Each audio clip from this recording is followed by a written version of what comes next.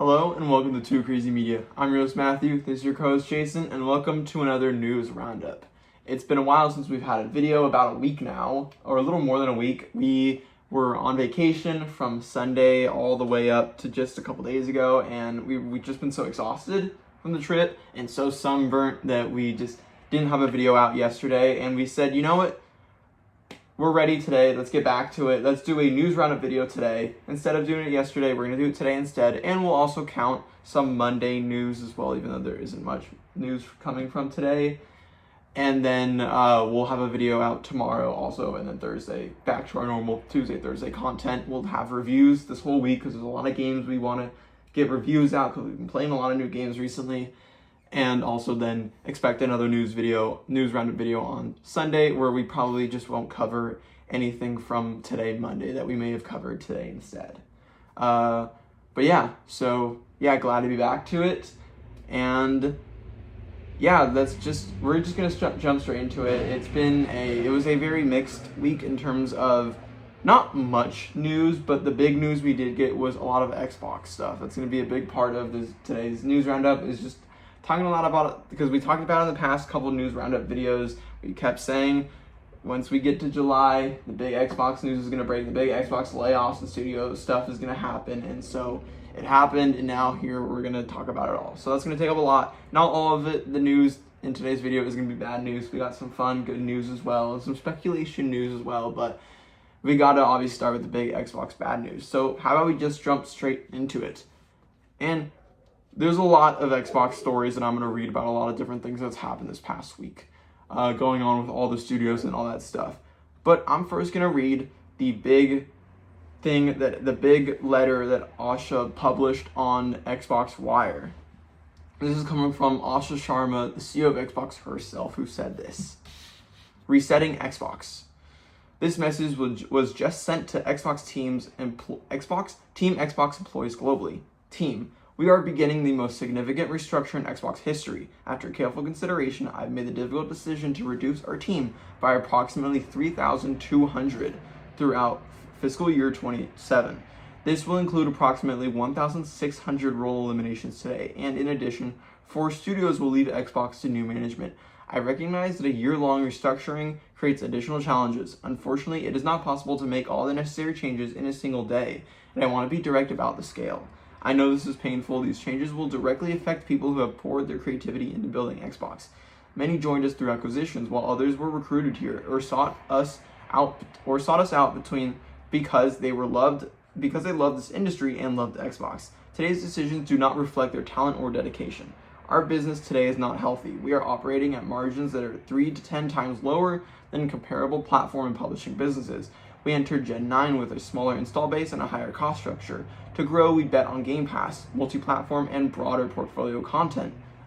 While those businesses have created meaningful value, they did not grow at the pace we expected. As that happened, our core business weakened, and we added more teams, more investment, and more time, hoping for a better outcome. And now the industry is facing the most severe hardware crisis in history. We must reset Xbox. First, we will reset our content portfolio. Since 2018, we have aggressively expanded our studio portfolio, while the number of games we created each month across the industry now outpaces the last 10 years combined. We now find ourselves competing not only with the largest publishers, but also with smaller independent studios. It is neither possible nor desirable to own every great independent studio. We have also learned that we are not the best home for every type of studio. In a typical year, we lost 64 cents for every dollar we invested. As we reset Xbox, we will help independent creators succeed by providing open development tools and audiences to realize their vision.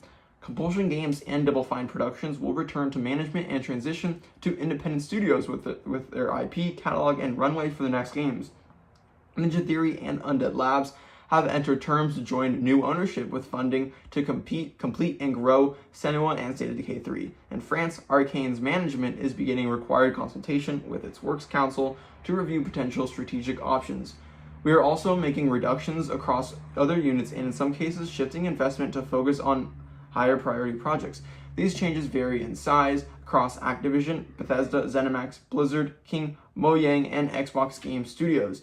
None of our first-party publicly announced games or projects are being canceled as part of these reductions. In addition, Mojang and King will now report directly to me. These two studios have increasingly become platforms and are our largest by monthly active players. They bring critical geographic, demographic, and differentiation to Xbox. It's a lot. Secondly, we will reset our platform. We know that great technology gets better when it gets simpler, not bigger. Today, in some parts of the company, work passes through as many as 14 layers of management. Our platform teams are 40% larger than they were at the start of this generation, even as our player base and play time have declined. That complexity has slowed decisions, blurred accountability, and made it harder to deliver for players. As we reset Xbox, we will simplify. We will reduce management layers to no more than 5, and where possible 3. We will deliver success through a flatter organization that is built around makers, individual contributors focused on building, player coaches, leaders who remain deeply involved in the work while developing their teams, and directly response individuals, DRIs, who own key decisions and outcomes. And we will streamline how we work across our tools with a cleaner code base, shared services, and 50% reduced vendor spend. Then they kind of talk about there are a few people, sadly, they did lay off, some people that were very big and central to Xbox for many, many years. And yeah, that is all. So yeah, this is a big thing. A lot happened, and it's just a lot to talk about, and so many different things, and so much more news coming out about it in the coming days, this past week, and still today, to this day. So to be honest, I don't know where to start with this. There's just so much in this whole mess of a thing. I guess first let's start with the bad news, the super bad news, and that is the layoffs. I think we were kind of all going into Monday expecting the worst, expecting multiple studios to close, tons of layoffs, and I'm not going to say that what we got was not as bad, even though it was. We expected multiple studio closures. We got no studio closures, which is nice. That was very surprising, but we shouldn't discount how terrible the layoffs were. 1,600 people that day alone is insane and unheard of and terrible, and then another 1,600 coming later is also just so sad. But that is all terrible, and layoffs are so bad and they should not be happening, and sadly they are, and it really does suck. There's not much to say on layoffs. I mean, we can't really say much to it of just, it sucks, and there's no good about it, any of it. It's just sadly the way the games industry is currently moving right now, as it is shrinking. But let's talk about some of the studio, not closures, but studios going independent. That is really interesting to see. I think we all expected, the 4 studios, we kind of knew this would happen too. You had Double Fine, Compulsion, Undead, and Ninja Theory. We expected something to happen to all 4 of those. A lot of us were expecting some of them to sadly even close down. Thankfully, none of them did. I have a couple statements from 3 out of those 4 studios. First, we'll start with the Compulsion Games. Compulsion Games on their Twitter said, "With Compulsion Games returning to its root as an independent developer, we are expanding our opportunities to collaborate with studios across the games and entertainment industry. We invite partners to leverage the talent and creativity of the award-winning team behind South of Midnight, a game that was honored with a BAFTA award, a Peabody Award, 7 Canadian Game Awards, and recognized on multiple Best of Games 2025 lists. With deep experience in creating acclaimed original IP, we bring our artistry, technical expertise, and collaborative approach to every project. We are excited to support the development of memorable experiences that engage and entertain players around the world." This is great to hear. It would have been terrible to see a studio close down. It's always sad when we see studio closures, and it's really nice to not see any that happened. Instead, Compulsion is going independent. They were independent before Xbox bought them, so now they're just going back to what they were before. And that is nice to see, because we know they can operate as an independent studio. They've done it before, so they're just going to do it again.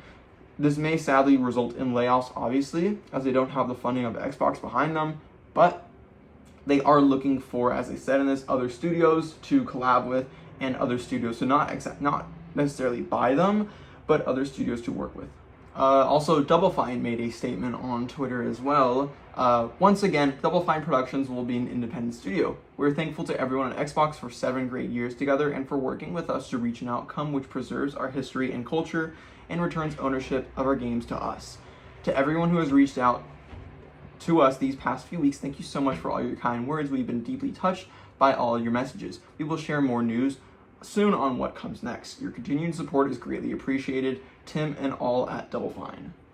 Again, both same thing we said with Compulsion. Seeing Double Fine, who was originally an independent studio when they made tons of games in the past, and now they're just going back to being independent again, which is nice to see. And honestly, it's really, really nice that Xbox decided to. Obviously, the layoffs suck, but it's nice that they decided to preserve these studios and keep them alive and just make them go independent, because they very well just could have closed all 4 of these studios and just said, yeah, we're closing them, our hands are clean, it's done, it's over.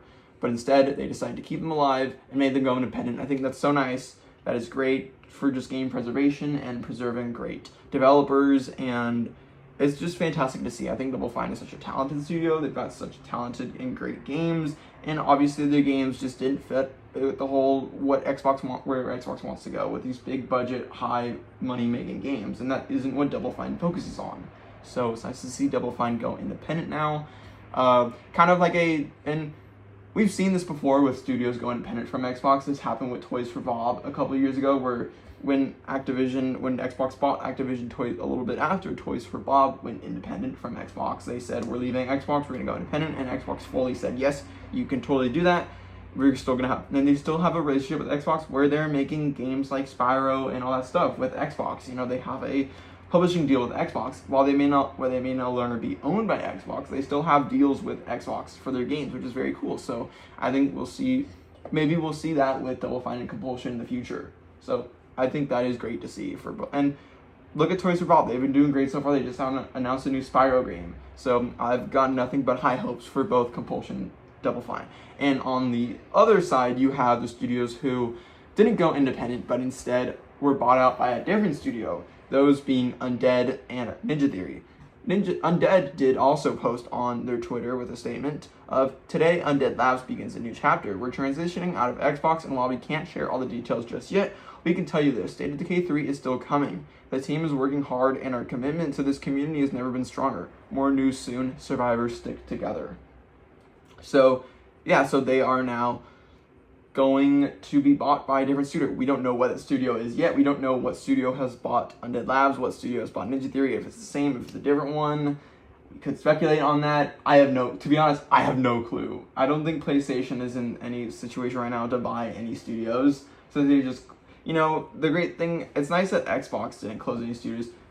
I wish PlayStation would do the same and didn't close Blue Point, but that's a whole other thing.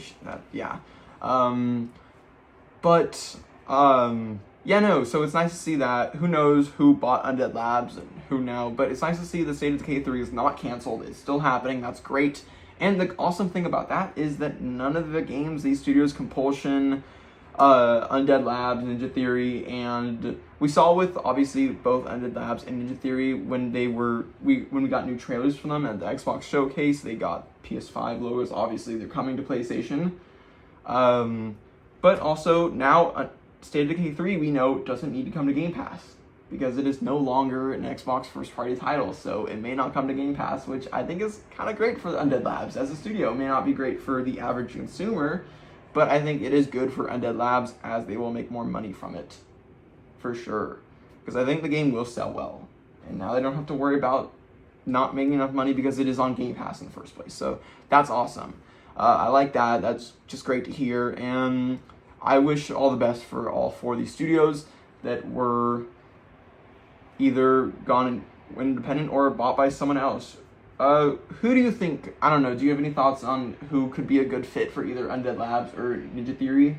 Not at the moment. I don't either. It's like, I'm trying to think, and it's like, not Ubisoft, not PlayStation.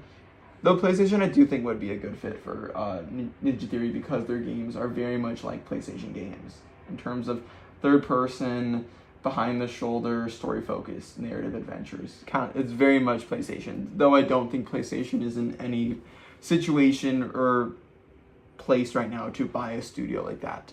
But we will see.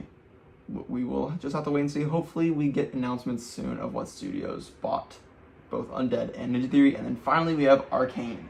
Obviously Asha said in that statement that Arcane, they're currently working with the French legal system or something to figure out what's going to happen with them. Yeah, working with France's with the Works Council to review potential strategic options. So we'll see what happens to Arcane. Hopefully they don't get closed down. Hopefully they do not, and Blade can still happen Blade will just happen at a different studio. They're either going to go independent or they're just going to get bought by someone else, and Blade hopefully will still happen from them. So yeah, we'll have to wait and see. There's not much speculating we can do until we get official announcements with all these. But I just really liked how they also said a little bit after, none of our first-party publicly announced games or projects are being canceled as part of these reductions. So it's nice to see that they are not canceling any games. They may have laid off a ton of people, which we will talk about in a second, but no games have been canceled, which is nice to see. Now let's get into some other stories from about the Xbox thing. First, I want to start with this big Bethesda pivot that is happening. So this is coming from Wesley Yanpool over at IGN. We need to change course. Bethesda boss tells staff the company must focus on our strongest franchises as Xbox layoffs hit hard. The boss of Bethesda has told staff the company must now focus on its strongest franchises amid sweeping layoffs across Xbox. Today, Microsoft announced 3,200 staff are set to lose their jobs at Xbox across the current financial year, with 1,600 of those layoffs happening today, July 6th.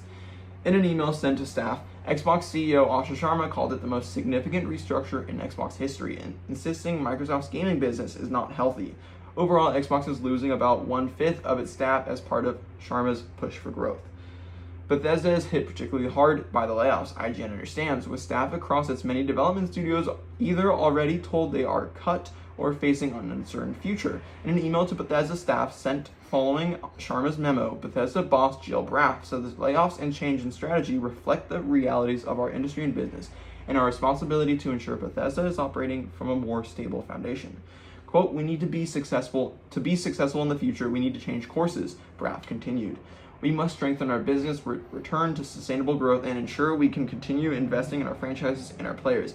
I know that doesn't make a day like today any easier. But what does that actually mean beyond layoffs and the likes of id Software, ZeniMax Online Studios, and elsewhere at Bethesda? Without naming games, Braff said, to best position Bethesda for future growth, we are shifting from a planning model primarily centered on what's next for each independent studio to one that focuses on our strongest franchises and determining the content roadmap that best serves our players and Bethesda as a whole.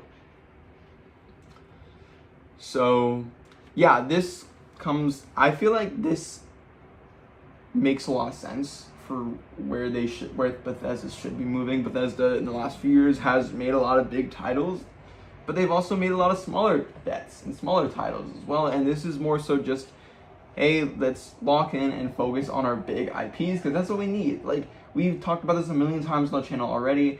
I still can't believe why there hasn't been a brand new Fallout game that isn't Fallout 76 updates in the last 3-4 years with how big the Fallout TV show has become.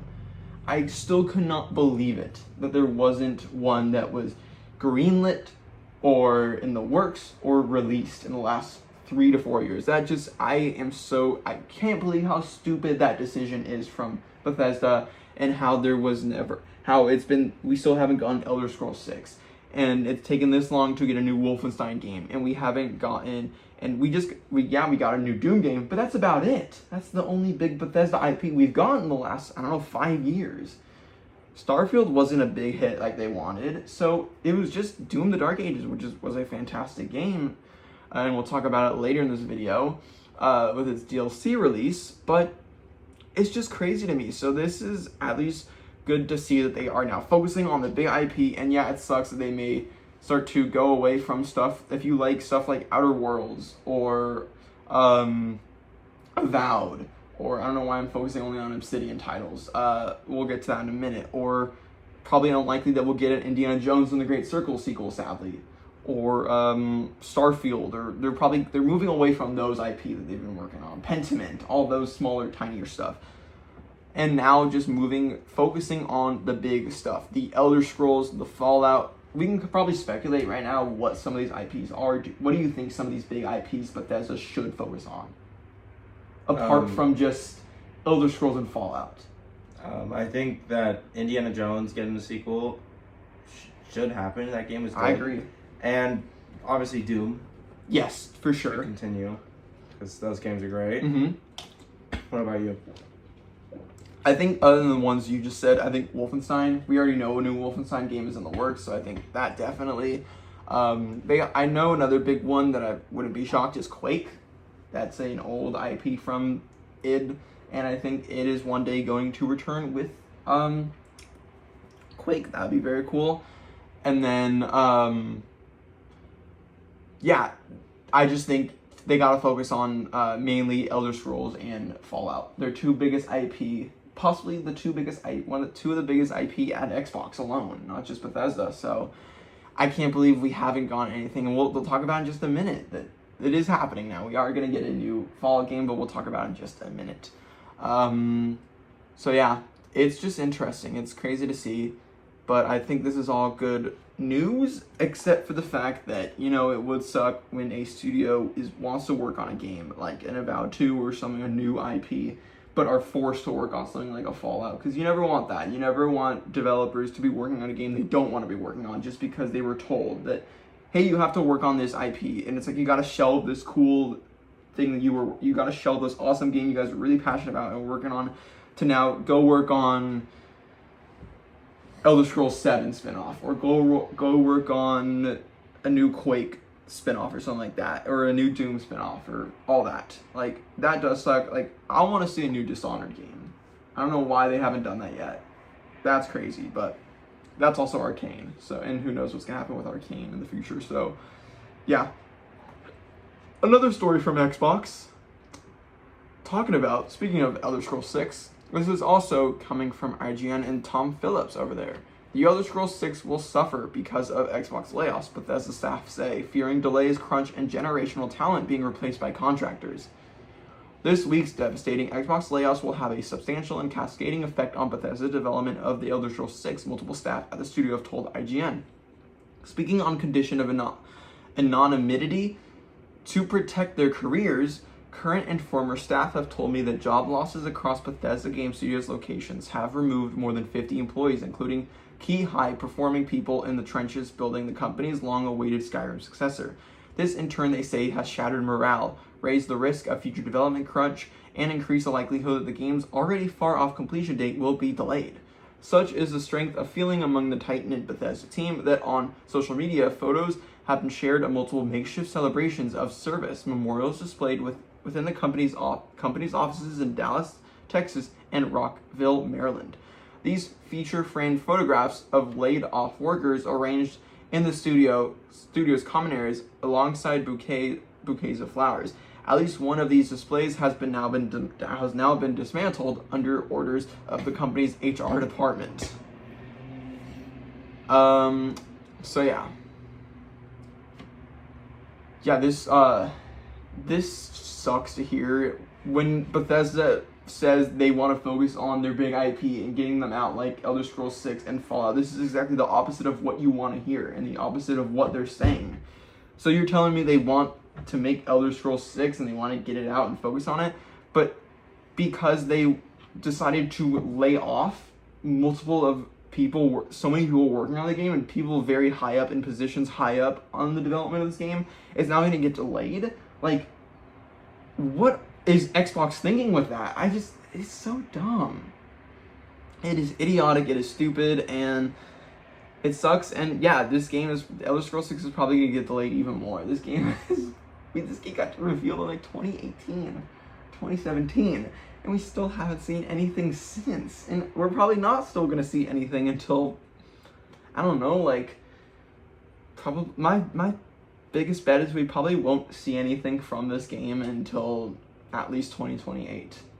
And that's even a push. I feel like that's a stretch. I feel like 2030. Like, this game is at least gonna be on next-gen console. This game is a next-gen console release. Like, what are we doing here? Like, come on. What are your thoughts on this one? Yeah, this game's never coming out, in my opinion. And if it does, I think it won't be in the next, 10 years. No, like, what are we doing? It's just, this game is just almost, we're not even that far from, 10 years since this was revealed. So it's not looking good. And then we got two more stories on Xbox. At least for now. One of them depressing, one of them cool. So let's start with the depressing one. And we're going back to IGN again with Wesley Yenpool. id Software issues statement following Xbox layoffs, says it's back to the size it was when it made 2016's Doom. id Software has issued a statement following layoffs at Xbox that saw roughly half of the staff at legendary first-person shooter studio lose their jobs. On Wednesday, a warn notice filed in Texas reported by game developer confirmed that 96 workers had been laid off in Richardson, Texas, home of id Software, with a further 40 remote roles cut. The cuts were part of new Xbox CEO Asha Sharma's reset of Microsoft's gaming business, which began with 1,600 staff losing their jobs on Monday. Another 1,600 will be let go during the rest of the current financial year. 4 Xbox studios are already out the door, with another hot on their heels. Some have expressed concern that id Software would be unable to lead development on any new games in its current state, and that it might be relegated to support studio status. But in a new statement issued to IGN, id Software said it was now at the staffing level it was back when it made the much-loved 2016 Doom reboot, and insisted it was still capable of making great games. Here's the statement in full, posted to id Software's X/Twitter page. Thank you for all the support this week. While our studio was impacted, those changes were spread across teams. We still have the crew we need to build the games and tech we're known for. The team today is about the same size we were when we were making Doom 2016. We have always had a flat studio where everyone is a maker, and we will remain true to that philosophy moving forward. We are focused on supporting each other and the team members impacted. We're going to keep building the great games and tech that have defined us for the past 35 years, and we're looking forward to seeing you at QuakeCon this August. Yeah. I'm going to start with you, since you are the big Doom fan in the room, or at least the Doom player in the room. You've played all 3 of the recent Doom games. Mm-hmm. We're going to talk about your experience with the new Doom DLC a little bit later in the video, and later this week with your full review. So what are your thoughts on this? Both good and bad news coming from this. Obviously this sucks that the company has just been stripped down in terms of size. I mean, that obviously sucks, but hearing that they're the same size as they were in Doom 2016 is good news and very reassuring, because Doom 2016 is great. It's my least favorite of the trilogy, but that's not saying much, since it's really all 3 are great games, and 2016 is a lot of people's favorite. So yeah. I mean, it sucks, but they seem pretty confident in themselves, so that's really good. Yeah, no, I think this is good and bad. It sucks, obviously, the stripping down the studio the same time they are releasing a DLC. That is getting a ton of love from people and great reviews, and instead of celebrating the DLC with everyone, they're like, hey, sorry, but a bunch of you are getting laid off. Good job on the DLC. Now you're getting laid off. Like, that obviously sucks and is terrible, and there is nothing to, I don't want to, speculate on any of that stuff. Like, that is all just so sad and terrible. But it is nice to be reassured, at least, that, hey, we are not going to become a support studio. We are not going to get closed down. We are not going to form into something else. We are still the id Software we all know and love, and we're still going to commit to making great games. We are the same size as we were making Doom 2016, and that is a great game, so don't worry. So that's great to hear. Obviously, it's very reassuring. I'm glad they came out and said that after all the Doom posting of id Software is done for. We're never going to get a new Doom game. We're never going to see any of this. Did you see the report, though, that before any of this stuff, after Doom The Dark Ages, they were workshopping possible other games, including a Perfect Dark game, a John Wick style game, and also other Doom titles and stuff, and a Quake game? That's crazy, and none of those are happening. Come on! I would have loved to see a first-person John Wick-like game from id. Yeah, imagine how cool that would be. As long as a new Doom game is made, I'll be happy. Well, there are reports coming today or something that another Doom game is in the works now. That's good. So we are getting a new Doom game, which I don't know where they're gonna go, given if you played Doom Eternal and Doom The Dark Ages, I don't know if there's anywhere they can really go with the franchise, but they can get creative. They can get creative with it. Yeah. They will get creative with it, and I'm excited to see that. Also, I wouldn't be shocked if we see a Quake game from id. Also, who knows if they can now make 2 games at once with a much smaller studio size? Probably not. They're probably just gonna focus on Doom for now on because that's what makes them money, and that's what that's probably what they enjoy doing a lot.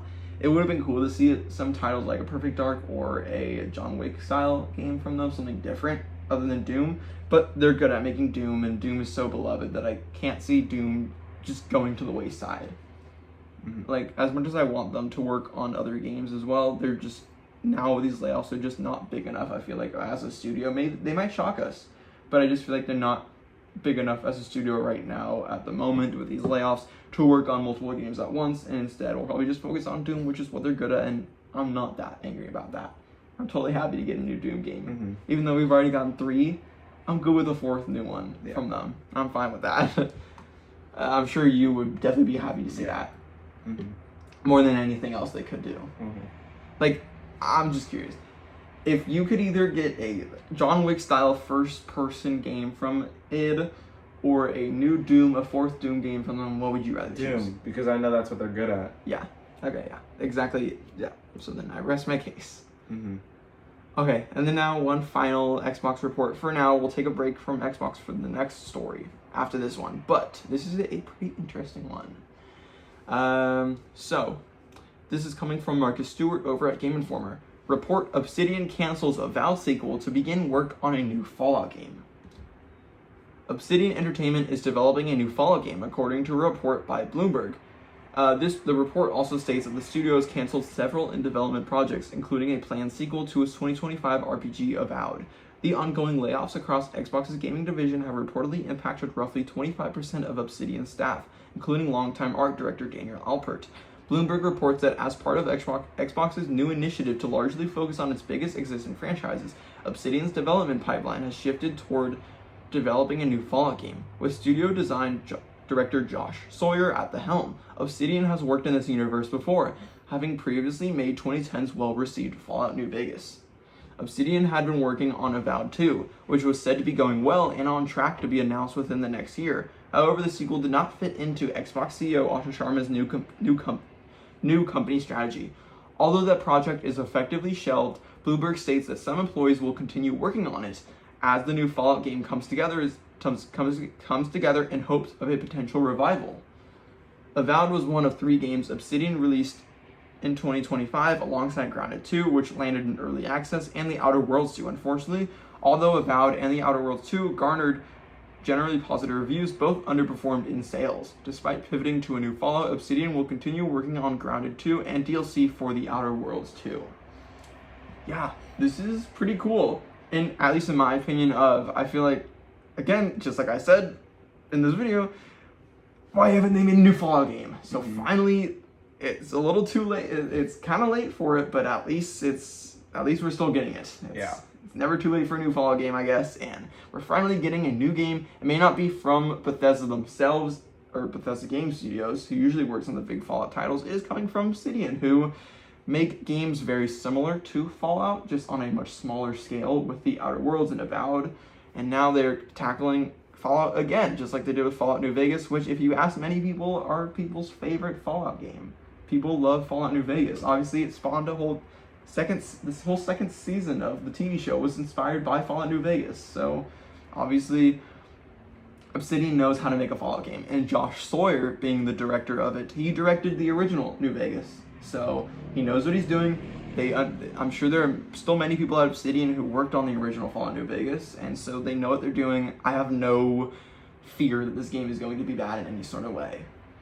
And plus, also, Obsidian's last few RPGs were really good. Where they may not have sold well, both Outer Worlds 1 and 2 and Avowed were reviewed very well. So, yeah, I got full faith in them to make a great Fallout game, and I'm very excited for it. Do you think this is going to be a Fallout New Vegas 2, or will we get another sort of spin-off of Fallout, different location? I just think it should be a new numbered title, and I think it's about time they're making it. Like, Oh, just continue the franchise. See, I don't making like. I don't think this is going to be Fallout 5. I don't think we're getting Fallout 5 just because I think that is going to be Bethesda. I think Bethesda and Todd Howard wants to do. I think if anyone's going to do Fallout 5, it's going to be Todd Howard. Todd Howard currently is busy with Elder Scrolls 6. So I think once we finally get Elder Scrolls 6 in a long time from now, then we'll get Fallout 5 from, because I am like I will bet so much money that after Elder Scrolls 6, Fallout 5 is next for Bethesda. Like 100% certain about that. But it's going to be Todd Howard working on that. So at least while we wait for Fallout 5, let's get a new spin-off. Let's get a new Vegas 2. Let's get, or something else. Would you be happy if it was a new Vegas 2? I'm not a Fallout fan, at least. But as somebody who watched the show, games. I like the show a lot, so I mean that'd be pretty cool. Mm-hmm. I'm not the biggest Fallout fan either, to be honest. I've played a little bit of Fallout 4, but that's about it for me. I want to get into Fallout. That's definitely a franchise that I want to explore and get into. It's just, I just haven't. They're big games, and a lot of the older ones are very old, and I'll check out that one day, but I'm waiting on the very rumored for many, many years, the Fallout 3 remaster that's just like the Elder Scrolls Oblivion remaster that happened like 2 years ago. In the reports of that we've heard forever about them doing the same with Fallout 3. Once that comes out, I'll definitely check that out, and that'll probably get me into Fallout. But, I mean, I think when we eventually get the new Obsidian Fallout game, I will play it, I will buy it, I will check it out, just because it is going to be big, and I want to see it. But, yeah. I think this is cool. The one fear, obviously, that can come from this is that people at Obsidian don't want to work on a new Fallout game and feel like they're forced to make it, which would suck, because then that would, obviously, you would think, oh, you want to work on a Fallout game. How cool is that to make a Fallout game? But if they're that attached to something like an Avowed 2 they were working on, or something beforehand, something else they could have been working on, being told to stop making that game you were really attached to and make something that we're telling you to make, no matter what the IP is, no matter what it is, could suck. Like, just take Fallout out of the equation. Remove Fallout, remove Avowed out of the equation. Being told that, hey, you have to stop working on this project you really love, and now you have to, instead of working on a project we are making you make. Like, that obviously could suck. Yeah, and I think, to be honest, I think working on an Avowed sequel over a franchise like Fallout is kind of like a lose-lose. Like, yeah, you really not. Avowed wasn't like the most successful game ever. Yeah, no, like, and Fallout's obviously one of the biggest gaming franchises ever.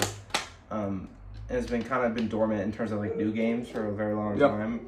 And it's just kind of like, if they don't want to currently do that, it even says, like, it's just like, it's the smartest thing financially and just like in general to make a new Fallout game instead of an Avowed 2, a game that wasn't even close to the level of Fallout. Yeah, and it even says there is like a skeleton team still working on Avowed 2 because they were going to reveal it within the next year, and would have probably come out next year, which is crazy to say. Because I feel like that game just came out. I know, it's really fast turnaround time. Like, good for them for that, honestly. I think I heard that like it is so close to being ready to be shipped that it's so far in development that they're like, let's just keep working. Let's have a skeleton crew while we're still planning out Fallout before we get into active development of Fallout. Let's have a skeleton crew still work on Avowed 2 in the hopes that maybe in a couple months from now we can go to Asha Sharma and the people at Xbox and say, hey, look at where Avowed 2 is right now. It's about to release. Let's just release it. It won't cost much. It will not cost any more money to put it out in the next couple months. Can we please just put the game out? So yeah, we could see that happen in the future and it just be a smaller title before we get the next Fallout game from them. But yeah, I think definitely it would be kind of dumb to focus on Avowed 2, which Avowed 1 was not a financial success, when you could be making a new Fallout game. Which, in a time like this in the industry, I think you kind of need big hits like this right now. Which sucks to move away from smaller titles like that, but it's just where we are in the industry right now, and we need it. You need it. Even Obsidian needs it. Every studio needs these big titles to survive right now, and that just is the way it is.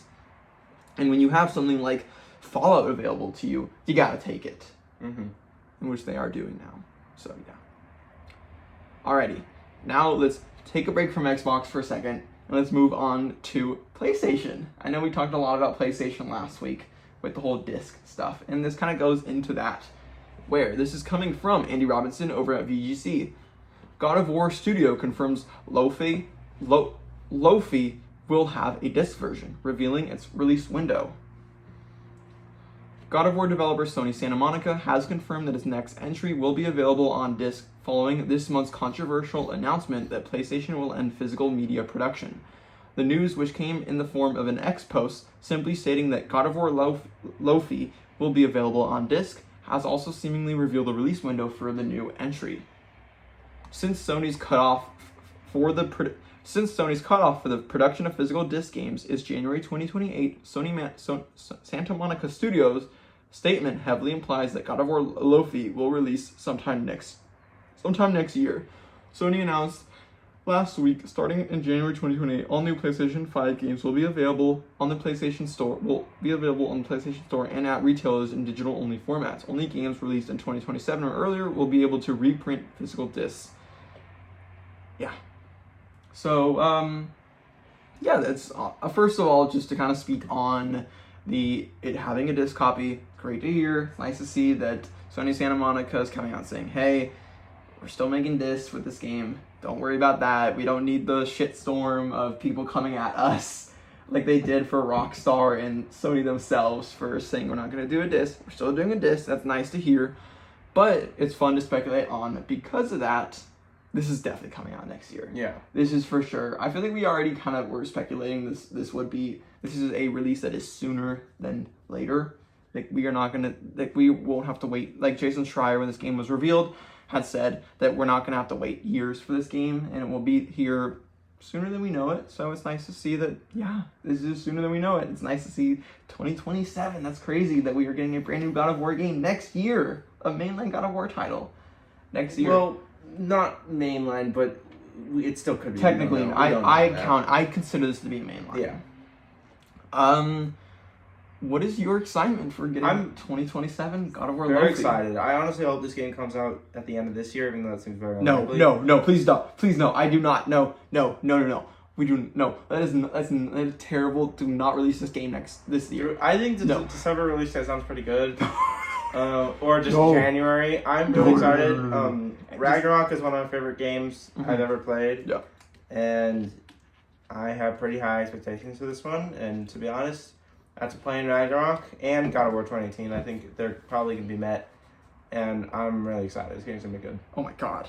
I cannot wait for this game as well. This is one of my favorite games we got from SGF Week. And I think it was a lot of people's favorite. It was the most viewed trailer out of any of the ones, so obviously this is sort of the big one of that week. In terms of just the amount of people, the amount of views on YouTube it got, and all that stuff.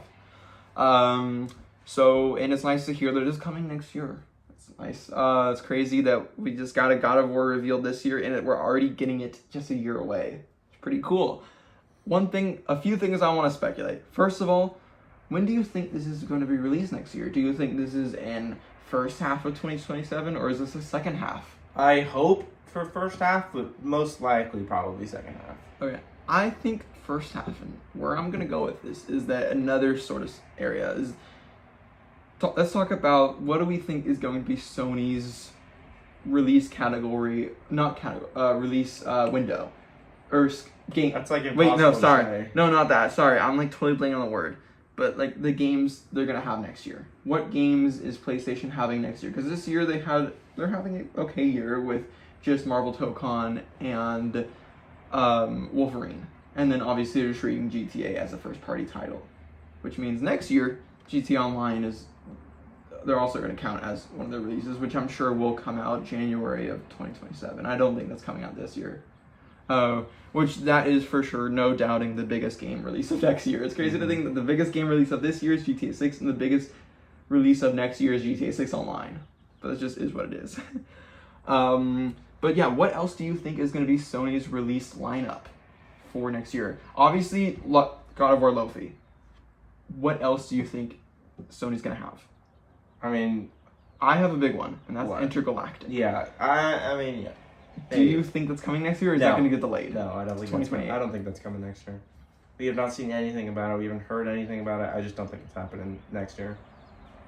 I think 2028, early 2028. Hopefully. Okay, I see. I'm staying hopeful that we're going to get Intergalactic late 2027. I think that's going to be a winter 2028 release, like November. And then I think, because that Sony is definitely not going to release a new God of War game and a new Naughty Dog game in the same time span of a year. What I think is going to happen is we're going to get Lofi, I don't know, May. I think that'd be a good time for Lofi. And then Intergalactic in November, which would make it one of the biggest and craziest, I guess, release lineup years for Sony in a while, with both a new God of War game and a new Naughty Dog game. They're two biggest things they have. Like, that's crazy. That would be insane. But some of the smaller titles that Sony could release next year, I'm thinking Horizon Hunter's Gathering. Mm-hmm. It's not coming out this year. It's going to come out next year. Who knows what that game's going to do in terms of how many players and how fast it's going to die. Yeah. But I don't have much faith in that game. If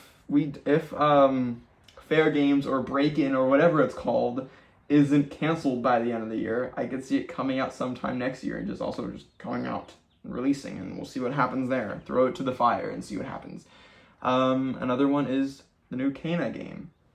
Obviously, they said it's coming this year, but we didn't see or hear anything about it at Summer Games Fest, which is kind of not a good sign. And also, I just think it's too busy of a fall to release that game. It would be cannibalized no matter when it gets released, so I think they're going to delay that game into 2027, probably early. I could see Kana coming out March. This is my prediction, and I'm not going to predict when Hunter's Gathering or Break-In could come out, because who knows if those will even come out. I think we'll see Kana March, Lofi in May, and then Intergalactic in November. Boom, that's my prediction. What do you feel about that? Yeah, I mean, yeah, that's a cool prediction. Hopefully that is somewhat accurate. Unless, like you said, Intergalactic gets delayed, which it very well could likely. Yeah. Which, come on, Naughty Dog, what are you doing? What are you doing?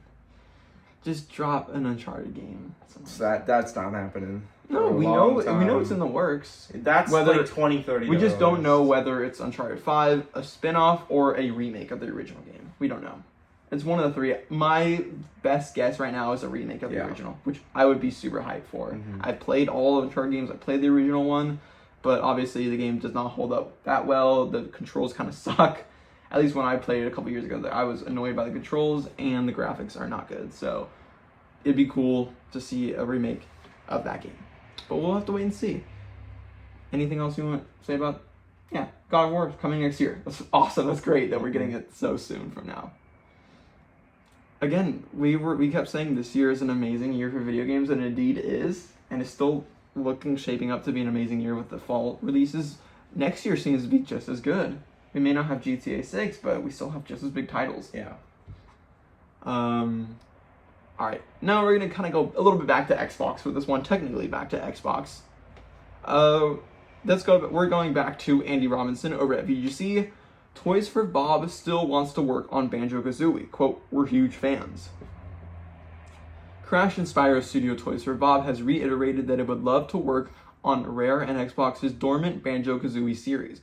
The California-based studio has built a reputation for platformer revivals, having worked on Crash Bandicoot 4 and recently announced a new installment for Spyro the Dragon. Banjo-Kazooie seems to be next on the studio's hit list, since it reiterated in an interview with KindaFunny that it would jump at the chance to work on the franchise. Quote, "It's a franchise we love," said Associate Creative Director Lou Studert. "As platformer fans, Banjo's top of the heap. We have some huge fans of the franchise on our staff. I'm talking they've got the Jiggy as their profile pick and that kind of thing. So if the opportunity ever arose, that'd be amazing. We love the franchise," end quote. So yeah. I know obviously Banjo-Kazooie has been dormant for a while, and you've never played Banjo-Kazooie. I've never played Banjo-Kazooie. I don't honestly think we were alive when Banjo-Kazooie came out, I'll be honest. No. The only thing I know about Banjo-Kazooie is that he's in Smash. Yes, I was about to say that. That was the last character I bought in that game. But what I do know about Banjo-Kazooie is that he is a very iconic, very, very iconic platformer character. One that people have been begging to come back for years and years and years and years. Obviously, he has not. We've just gotten more Crash games. Crash made a comeback. Spyro is now making a comeback, so why can't Banjo-Kazooie? I think the game would do really well, and this is kind of like what I said, where obviously It's funny that Toys for Bob left Xbox to go independent, made a partnership deal with them to produce Spyro, the new Spyro game, and then they want to, for their next game, again work with Xbox for Banjo-Kazooie. I found that to be very funny, but I guess Xbox has a lot of platformer IP that they own. I think it's a perfect time to see something like Banjo-Kazooie come back. It's been such a good era, such a good decade for platformers, with the revival of Crash Bandicoot and Astrobot winning Game of the Year at the Game Awards. I think we are in this sort of new revival era of the platformer, and I think Banjo-Kazooie is definitely in need of a big comeback. So I think that'd be really cool to see, and I think Toys for Bob is obviously the perfect studio for that. I don't think there is a studio that would be better for that than them. Any thoughts on that one? Yeah. So cool though. So it would be cool to see. It'd definitely be a big title. But on to our final news story. And that is, we like to talk about sort of theme parks and Universal stuff whenever it connects to video games, which in the past couple of years, it has often connected to video games, especially Universal's big ventures with Nintendo. Mm-hmm. But something a little different, something a little fun, is that Resident Evil is coming to Universal Horror Unleashed in Vegas. Mm-hmm. First I want to just read from the website, and I'm reading straight from the Universal Horror Unleashed website, where they say, this summer a new horror takes over. During this all-new horror experience, guests are transported into the alternate world of Resident Evil, where an outbreak is taking over. Venture through 6 interactive zones and solve puzzles, meet legendary characters, and witness epic battles against the undead. Beginning July 9th through August 30th, step inside the living nightmare to test your survival skills at Universal Horror Unleashed in Las Vegas. So just a quick background for us, at least. We love everything Halloween Horror Nights. We live for that stuff. Huge fans of the Horror Nights event in Hollywood. We go every year, multiple times. And so we actually, if you've kept to the channel, if you've been staying with the channel for years now, you'll know that we used to make videos speculating Halloween Horror Nights. We did a couple of videos speculating our hopes for future houses for the event, and also I think we even did a review one time for one of the years that we went. So we've done Horror Nights content on the channel before. Maybe one day we will get back to it. But yeah, it's cool to kind of talk about it in the sense of, yeah, a video game is coming, and now to kind of get into this. So basically, if you don't know what Horror Unleashed is, that is different from the Halloween Horror Nights events, that it is different from the events Halloween Horror Nights that happens both mainly at Universal Hollywood and also Universal Orlando, but also they have Halloween Horror Nights over at Universal Japan as well. Though it is much, much, much different out there than it is out in the States. Yeah. And so this is much different Horror Unleashed, where it is, instead of just happening in September and October, it is an all year round thing where it is happening every week during the year for it's on Thursdays, Fridays, Saturdays, Sundays, I believe. And it's just 4 houses in this big warehouse next, on the other side of the freeway from the Vegas Strip.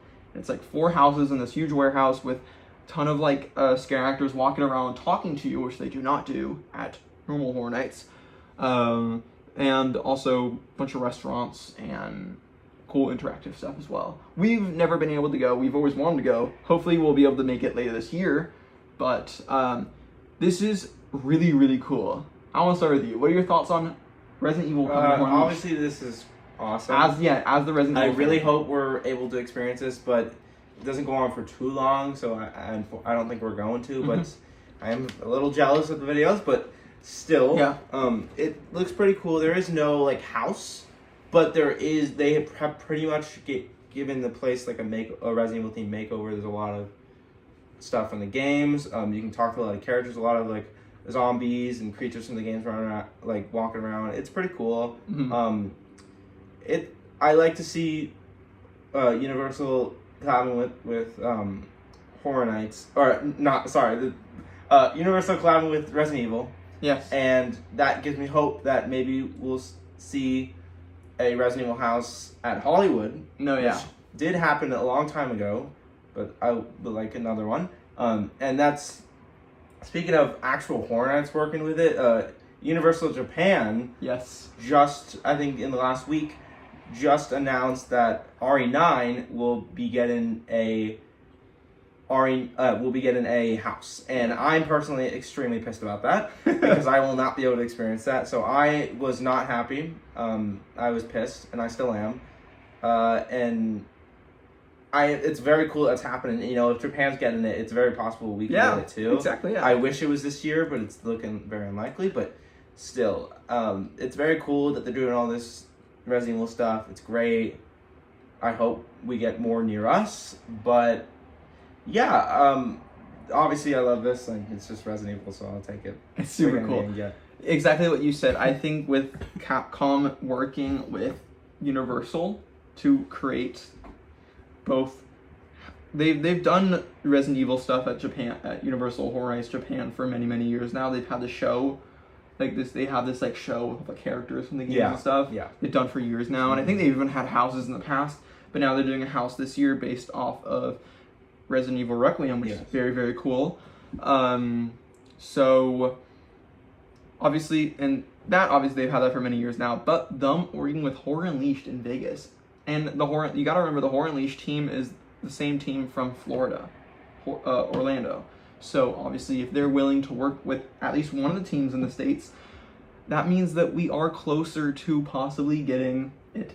I would not be surprised if Hollywood's the only one to not get something Resident Evil related, which would break my heart. No, I don't think so. I don't think that one. I think if they're gonna work with Orlando, they're gonna work with Hollywood. Obviously, it doesn't seem like we're gonna get anything Resident Evil at Horror Nights this year in either Hollywood or Orlando, sadly. But maybe next year. Obviously, we had the game come out earlier this year, which was amazing, and the movie is coming out in a couple months, which hopefully will be amazing as well. And who knows, maybe we'll get a house next year, whether it's based on Requiem or Resident Evil 2 or Resident Evil 3 or Resident Evil 1, or it could be based off any, or even 9, or based off the movie instead. We'll have to wait and see, though. I want something Resident Evil. I don't care if it's based off the movie, I don't care if it's based off any of the, I don't care which game it's based off. Yeah. I just want... Well, as long as it's not 6, but you know. But I don't think they'd ever do that. Or Operation Raccoon City, let's not do that. Or Reverse, remember Reverse? Yes. Let's not I don't know what that is, but you know what? They're definitely not going to do it based on that. Yeah, you gotta try to forget it. So I would love to see Resident Evil finally come to Horror Nights in a bigger capacity with a house. I think it's cool that this is happening. I wish we can go to it. Hopefully, maybe we'll be able to check it out, but probably not. Though we have seen videos already of it.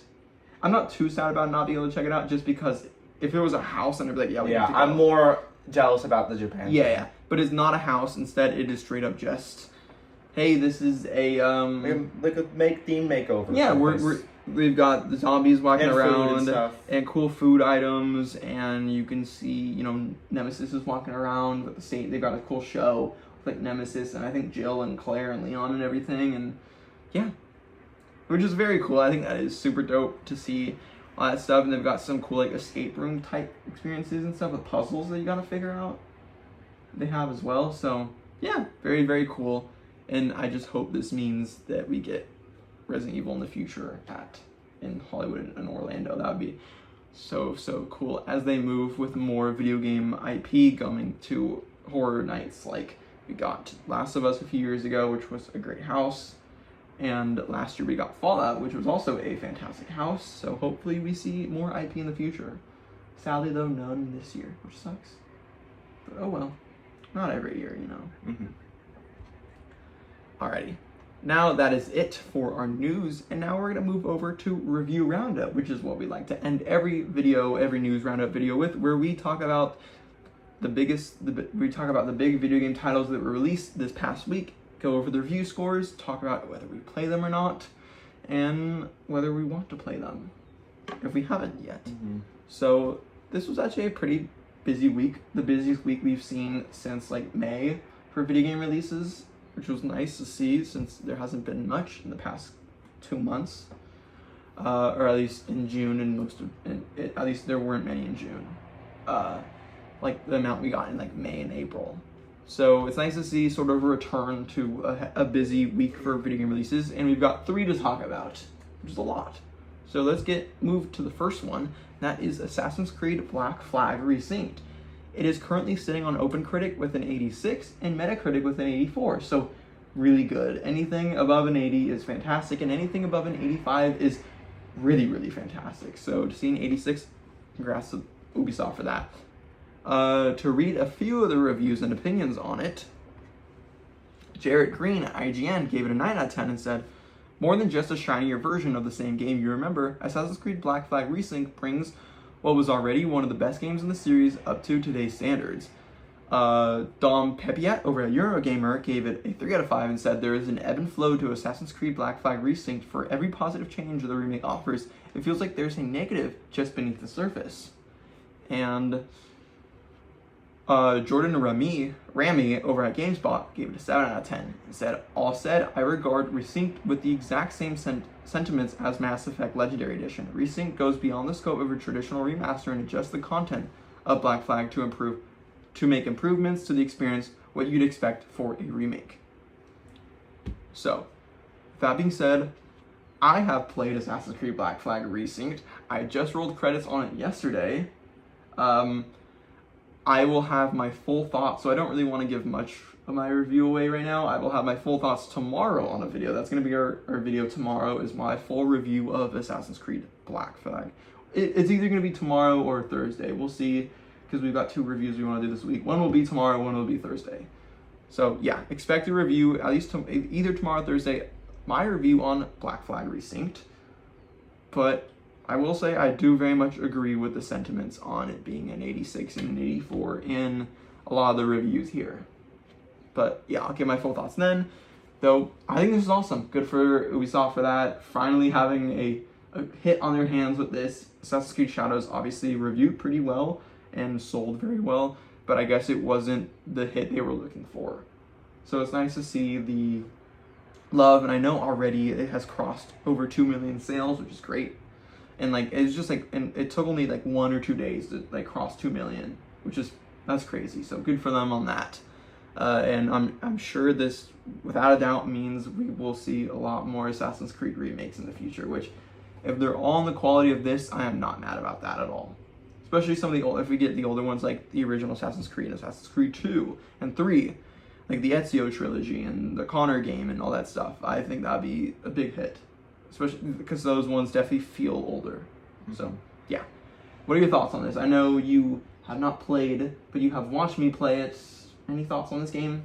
I don't think I've watched enough for me to really say anything. Well, not a review, just are you interested in this game? No, unfortunately not. Assassin's Creed just isn't really for me. Mm-hmm. But, you know, I'm glad that people are liking it. Mm-hmm. Yeah. Again, review this week on the channel for it. I will give my full thoughts on it, spoiler and spoiler free as well, so stay tuned for that. But on to the next review roundup, we've got Doom: The Dark Ages Revelations. This is a DLC. This is the DLC story expansion for Doom: The Dark Ages, which released last year, and it is currently sitting on OpenCritic with a 90 and Metacritic with a 91. So one of the highest scores of the year. I'm not going to technically count it with the rest because it is just a DLC expansion at the end of the day, but still very, very good, with some of the higher review scores for any DLC of any game. Yeah. Which is very impressive. To read a couple snippets from a few people's reviews on it. Mitchell Saltzman over at IGN gave it a 9 out of 10 and said, Doom: The Dark Ages action was already among the best in the genre, and the Revelations DLC elevates it even further by fusing it with just the right amount of Doom Eternal. Then David Rodriguez over at Hobby Consolas gave it an 85 out of 100 and said Revelations could be the end of the modern era of the Doom saga, a franchise that returned from the depths of hell with the force of 1,000 demons thanks to the superb work id Software has done for over a decade. I'm trying to find a review that is lower than an 8 to kind of give it at least a fair, but there's none because this game was reviewed very well. Now, I have not played it, but you have played. Yeah, I just finished it yesterday. Yep. Obviously, do not give your thoughts yet. That will be saved. Again, I'll have a video on the channel for my review of Assassin's Creed Black Flag Resync this week, and you will have a video on the channel, probably a shorter video on the channel, of your review for Doom: The Dark Ages Revelations. But should people, just at least without giving your review on the game, should people who enjoyed Doom: The Dark Ages check out Yes, this. I wasn't going to get this DLC until I heard everybody talking about how good it was. And I was like, you know what, it's only $20. I'm going to buy it. So I did. I won't say what I thought, but yes, I recommend this for anyone who's a fan of Doom. You won't regret it. It's good. You may even like it more than the base game. Wow. I'm not going to give my review, but I can say I do. So wow. Yeah. Pretty cool, pretty crazy. Well, we'll save all that for the review this week for it as well, so stay tuned for that. But pretty cool and great reviews for it. Are you shocked by the reviews of 9091? Not really. I mean, I think they're really high, but I'm also not shocked because if you played the main story and then play the DLC, you can notice what they changed, and it's noticeable. Okay, cool. And it's good. Well, on to our final game to talk about for review on the release this past week. We've got EA Sports College Football 27. It is currently sitting on OpenCritic with a 76 and Metacritic also with a 76. So, it's a good score. Anything, again, I feel like anything above 70 is good, anything above 80 is great, and then anything above 85 is fantastic, and then anything above 90 is obviously like, holy shit, like GOAT material. This game is amazing. I don't have much thoughts on this game. To be honest, I'm not a fan of this series. I have no care to play EA Sports College Football. I've never played a Madden nor a EA Sports College Football game, though I've heard this one has got a lot of negative reviews because I heard it was a whole scandal, and I guess they removed it today, where last week when the game came out, people discovered that I guess some of the single player content was locked behind a paywall. Ooh. And after a lot of complaining from people, rightfully so, they removed it, I think, today. Yikes. Yeah. Doesn't really surprise me, but still, yikes. Yeah. To kind of read a couple of review snippets, Will Borger at IGN gave it a 7 out of 10 and said, "This season ain't gonna knock anybody's socks off, and both Dynasty and Road to Glory have leaned hard into spreadsheet management this year, but smart on-field additions to an already good game make College Football 27 worth suiting up for once again." Ethan Krieger over at DualShockers gave it a 6.5 out of 10 and said, "EA Sports College Football 27 is fun to play when you're actually on the field and engaging with the game, but there's too much going on off the field to look past anymore." And then finally, Aaron Van Doon at TechRaptor gave it a 9 out of 10 and said, "College Football 27 adds a whole lot of customization for the new year, from Road to Glory to Dynasty mode and even regular play now matches. There's something new for everyone despite a few technical hitches here and there." I'm trying to find an even lower review, but yeah. I got no interest in playing this game, no interest in even checking it out. Again, it is just another one of those copy and paste EA Sports games with a couple new changes, and obviously the big thing is every year is just the roster. We're changing the roster, new players because the roster. So yeah, not much else to say. Cool, if you enjoy these games, and hopefully you're enjoying College Football 27. The one issue I do have with College Football 27, and this is just because we know someone who does play this game, and I have seen a teensy little bit, seen a little bit of this game from just what they were playing. And I know this is with the past 2 college football games that we got as well, because we've only gotten 3 of them in the past 3 years. They started with like 3 years ago after like a long hiatus. But the big thing about all like the EA Sports games, the thing I love at least, because I never played the Madden games, but like I've played them with friends, like friends' houses in the past, and I've played a couple of the FIFA games in the past. And what I like the most about them is the soundtracks. They always have good soundtracks. They always have a lot of licensed music and songs and stuff, and usually those are always end up being the songs of the summer, the songs that everyone listens to, the big songs. What's the pulse? What are the big songs people are listening to these days? The mainstream big hits. The college football games don't have any of those. Instead, they just take a bunch of popular songs and have like the college orchestra version of them, which I think sucks. I think it's stupid. Put a soundtrack. What are they doing? What are you doing, EA? But yeah, that's my big complaint. I don't even play these games. That's my one complaint. It's lame. Madden has great soundtracks. That's the one thing I like about the Madden games is soundtracks. So that's all. That's my rant about EA Sports College Football 27 and all the EA Sports College Football games. But that is all for us on today's video. Thank you so much for watching. Again, expect this week, both Tuesday, tomorrow, and Thursday, a review for both Assassin's Creed Black Flag Resynced from myself and your review on Doom the Dark Ages Revelations, and then also a news roundup video on Sunday to come as well. So that's going to be all for today's video. Thank you so much for watching, and goodbye.